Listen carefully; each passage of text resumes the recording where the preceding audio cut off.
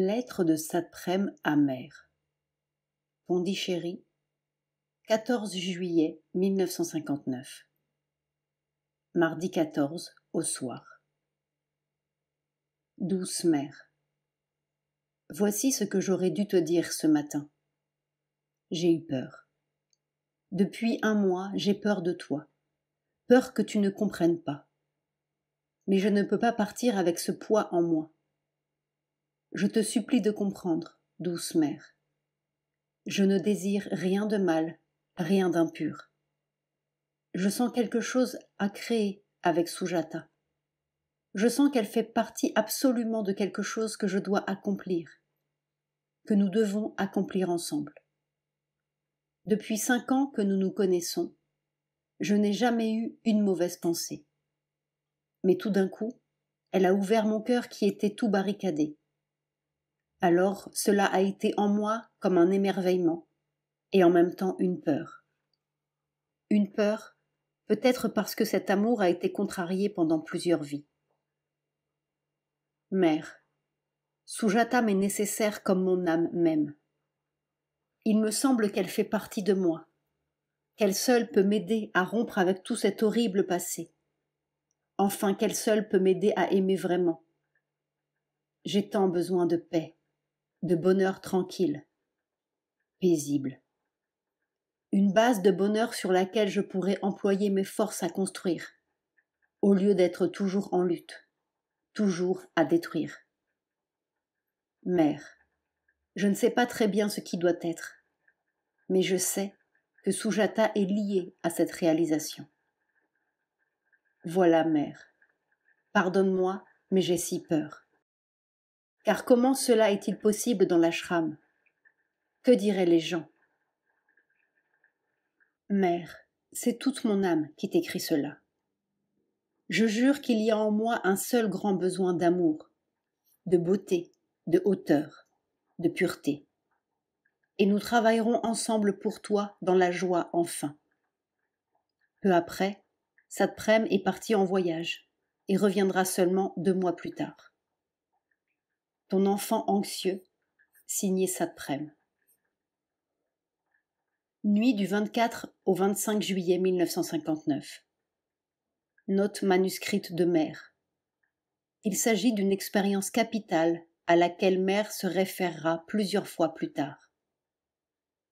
Première pénétration de la force supramentale dans le corps. Sri Aurobindo vivant dans un corps physique subtil, concret et permanent. Lettre de mère à Satprem en voyage. 11 août 1959. Satprem, mon cher petit. Maintenant je peux te dire que pas une heure je ne t'ai quitté. J'étais constamment près de toi, espérant que tes yeux intérieurs s'ouvriraient et que tu me verrais, veillant sur toi et t'enveloppant de ma force et de mon amour. C'est au-dedans de toi-même que je voulais que tu trouves la certitude, la vérité et la joie. Maintenant, je t'écris ce que je voulais te dire dès le début. Quand tu reviendras à l'ashram, ne remets pas la robe orange, la robe des sannyasines. Reviens avec le vêtement que X t'a donné. Et nous laisserons au Seigneur suprême le soin de décider des détails de l'avenir. Avec tout mon amour et mes bénédictions, signé mère. Lettre de mère à Satprem en voyage. 15 août 1959. Et maintenant, aujourd'hui, le 15 août, anniversaire de Sri Aurobindo, je t'écris encore parce que c'est le jour des grandes amnisties, le jour où toutes les erreurs passées sont effacées, avec tout mon amour invariable et éternel.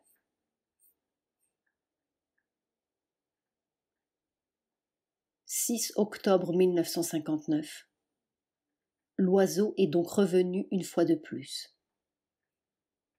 Il faudra peut-être quelques siècles pour l'Occident, avec tout son développement extérieur, avant que la jonction entre les 2 mondes puisse se faire.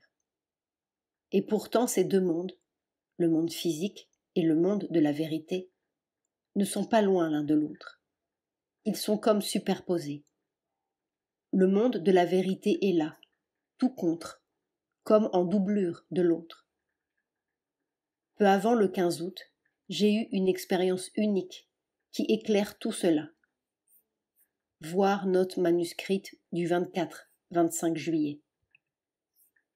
La lumière supramentale est entrée dans mon corps directement, sans passer par les êtres intérieurs. C'était la première fois. C'est entré par les pieds, une couleur rouge et or, merveilleuse, chaude, intense. Et ça montait, montait. Et à mesure que cela montait, la fièvre montait aussi, parce que le corps n'était pas habitué à cette intensité. Quand toute cette lumière est venue vers la tête, j'ai cru que j'allais éclater et qu'il fallait arrêter l'expérience. Alors, très clairement, j'ai reçu l'indication de faire descendre le calme, la paix, élargir toute cette conscience corporelle, toutes ces cellules pour qu'elles puissent contenir la lumière supramentale. J'ai élargi, en même temps que la lumière montait, je faisais descendre l'ampleur, la paix inébranlable. Et tout à coup, il y a eu une seconde d'évanouissement. Je me suis retrouvée dans un autre monde, mais pas loin. Je n'étais pas en transe complète. C'était un monde presque aussi substantiel que le monde physique. Il y avait des chambres. La chambre de Sri Aurobindo avec le lit où il se repose. Et il vivait là. Il était là tout le temps. C'était sa demeure. Il y avait même ma chambre, avec un grand miroir comme celui que j'ai ici. Des peignes, toutes sortes de choses. Et ces objets étaient d'une substantialité presque aussi dense que dans le monde physique. Mais ils portaient leur propre lumière. Ce n'était pas translucide, pas transparent, pas rayonnant, mais lumineux en soi. Les objets, la matière des chambres, n'avaient pas cette opacité des objets physiques. Ce n'était pas sec et dur comme dans le monde physique. Et Sri Aurobindo était là, avec une majesté, une beauté magnifique. Il avait tous ses beaux cheveux d'autrefois. Tout cela était si concret, si substantiel. On lui servait même une sorte de nourriture. Je suis restée là 1 heure. J'avais regardé ma montre avant et je l'ai regardée après. J'ai parlé à Sri Aurobindo car j'avais des questions importantes à lui poser sur la façon dont certaines choses doivent se réaliser. Il n'a rien dit. Il m'écoutait tranquille et me regardait comme si toutes mes paroles étaient inutiles. Il comprenait tout, tout de suite. Et il m'a répondu par un geste et 2 expressions du visage. Un geste inattendu qui ne correspondait pas du tout à une pensée de moi. Par exemple, il s'est emparé de 3 peignes qui étaient là près du miroir. Des peignes comme j'en ai ici, mais plus grands. Et il s'en est coiffé. Il a planté un peigne au milieu de sa tête et les 2 autres de chaque côté, comme pour amener tous ses cheveux sur les tempes. Il était littéralement coiffé de ces 3 peignes qui lui faisaient une sorte de couronne. Et j'ai compris tout de suite qu'il voulait dire par là qu'il adoptait ma conception. Tu vois, je prends ta conception des choses et je m'en coiffe. C'est ma volonté. Bref, je suis restée là 1 heure. Et quand je me suis réveillée, je n'ai pas eu comme d'habitude cette sensation de revenir de loin et qu'il fallait rentrer dans mon corps. Non, c'est simplement comme si j'étais dans cet autre monde. Puis j'ai fait un pas en arrière et je me suis retrouvée ici. Il m'a fallu une bonne demi-heure pour comprendre que ce monde-ci existait autant que l'autre. Que je n'étais plus de l'autre côté, mais ici, dans le monde du mensonge. J'avais tout oublié. Les gens, les choses, ce que j'avais à faire.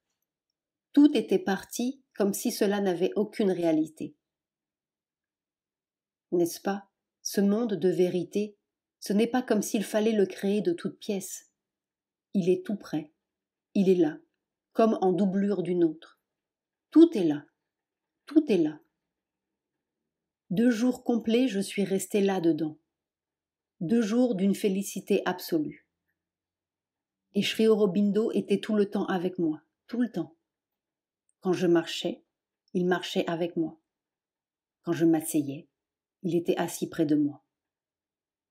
Le jour du 15 août aussi, il est resté là constamment pendant le darshan. Mais qui s'en est aperçu? Quelques-uns, 1, 2, ont senti quelque chose, mais qui a vu? Personne. Et j'ai montré tout ce monde à Sri Aurobindo, tout ce champ de travail, en lui demandant quand cet autre monde, le vrai qui est là tout près, viendrait prendre la place de notre monde du mensonge. Not ready. C'est tout ce qu'il a répondu. Pas prêt. Sri Aurobindo m'a donné 2 jours comme cela, une béatitude complète. Au bout du 2e jour tout de même, je me suis rendu compte que je ne pouvais pas rester là parce que le travail n'avançait pas. Le travail, c'est dans ce corps qu'il faut le faire. La réalisation, c'est ici qu'il faut l'accomplir, dans ce monde physique. Autrement, ce n'est pas complet. Alors je me suis retirée et je me suis remise au travail. Et pourtant, il suffirait de peu de choses, très peu de choses pour passer de ce monde à l'autre, pour que l'autre devienne le vrai. Un petit déclic suffirait, ou plutôt un petit retournement dans l'attitude intérieure. Comment dire? C'est imperceptible pour la conscience ordinaire. Il suffit d'un tout petit déplacement intérieur, d'un changement de qualité. C'est comme pour ce japa, un petit changement imperceptible, et on peut passer du japa plus ou moins mécanique, plus ou moins efficace et réel, au vrai japa plein de puissance et de lumière. Je me suis même demandé si c'était cette différence que les tantriques appelaient le pouvoir du japa. Par exemple, l'autre jour, j'étais malade, très enrhumée. Chaque fois que j'ouvrais la bouche, il y avait un spasme dans la gorge et je toussais. Puis la fièvre est venue. Alors j'ai regardé et j'ai vu d'où cela venait. Et j'ai décidé qu'il fallait que ça cesse. Je me suis levée pour faire mon japa comme d'habitude en parcourant ma chambre de long en large. Il a fallu que j'y mette une certaine volonté. Évidemment, je pourrais faire mon japa en transe, marcher en transe tout en répétant mon japa, parce que là, on ne sent rien, rien du tout des inconvénients du corps. Mais c'est dans le corps qu'il faut faire le travail. Je me suis donc levée et j'ai commencé à faire mon japa. Alors là, chaque mot prononcé, la lumière, la pleine puissance, une puissance qui guérit tout. Je commence le japa fatigué, malade, et j'en sors rafraîchi, reposé, guéri. Et ceux qui me disent qu'ils en sortent épuisés, contractés, vidés, c'est qu'ils ne le font pas de la vraie manière. Je comprends pourquoi certains tantriques conseillent de dire le japa avec le centre du cœur. Quand on y met un certain élan, que chaque mot est dit avec une chaleur d'aspiration, alors tout change. J'ai pu sentir cette différence en moi-même, dans mon propre japa. En fait, quand je marche de long en large dans ma chambre, je ne me coupe pas du reste du monde. Ce serait tellement plus commode. Toutes sortes de choses viennent à moi, des suggestions, des volontés, des aspirations. Alors, automatiquement, je fais le geste d'offrande. Les choses viennent à moi, presque à toucher ma tête, et je les tourne vers le haut en les offrant à la lumière. Ça n'entre pas en moi. On peut me parler, par exemple, pendant que je dis mon japa, et j'entends très bien ce que l'on me dit. Je réponds même, mais les mots restent un peu en dehors, à une certaine distance de la tête. Quelquefois, pourtant, il y a des insistances, des volontés plus précises qui se présentent à moi, alors il faut que je fasse un petit travail. Tout cela sans arrêter le japa. Mais à ce moment-là, parfois, mon japa change de qualité. Au lieu d'être la pleine puissance, la pleine lumière, c'est quelque chose qui a des effets, sans doute, mais des effets plus ou moins sûrs, plus ou moins longs. Cela devient incertain comme toutes les choses du monde physique. Pourtant, la différence entre les deux japas est imperceptible. Ce n'est pas une différence comme de dire le japa d'une façon plus ou moins mécanique et le dire consciemment, parce que même dans mon travail, je garde la pleine connaissance de mon japa et je le répète en mettant le plein sens dans chaque syllabe. Et tout de même, il y a une différence. L'un, c'est le japa tout-puissant. L'autre, un japa presque ordinaire. Il y a une différence dans l'attitude intérieure. Peut-être, pour que le japa devienne vrai, faut-il y ajouter une sorte de joie, un élan, une chaleur d'enthousiasme, la joie surtout. Alors tout change. Eh bien, c'est la même chose, la même différence imperceptible pour accéder dans le monde de la vérité. D'un côté, il y a le mensonge et de l'autre, tout près, comme doublant celui-ci, la vraie vie. Et il suffit d'une petite différence dans la qualité intérieure, un petit renversement pour passer de l'autre côté, dans la vérité et la lumière. Il suffit peut-être simplement d'ajouter la joie. Il faudra que je regarde cela dans mon corps, puisque c'est là que ça se passe, que les choses se préparent. Cet autre monde dont tu parles, ce monde de vérité, c'est le monde supramental? Ma sensation, c'est que cette vie que Sri Aurobindo a en ce moment, ce n'est pas pour lui la pleine satisfaction de la vie supramentale.